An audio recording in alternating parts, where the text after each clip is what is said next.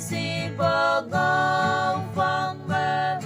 mùi lan tuổi chờ liên hạ mi chèn hương dây về rồi ở dân hương tây hà quăng tăng làm như ta tên ngon phan trên bàn ngôi bề cả quang yếm hơi di hà nàng mong lệp y cơ mà xếp si mong trắng hao tàu căn phu chư tay ngô hà ya hà ở châu bây giờ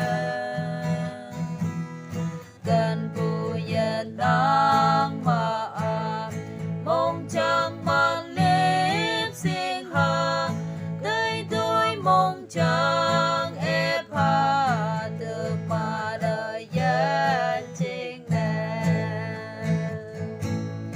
lại xin bờ ngang phăng mê mùi lan tuổi chờ liên hạ bị chèn hương dây về rồi ở dân hương tây hà quăng tăng làm như ta tên ngon phan trên bàn ngôi bề cả quang yếm hơi di hà mong chẳng mẹ giang cùi tròn chư tô cả quang thế dục phiên liêm bè sa pu khi mong chẳng ye sa pu tê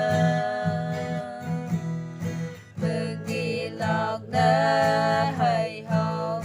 mong chẳng ye nắng pu tê yên nhi lạc lâm như thế từ mà đời dân man về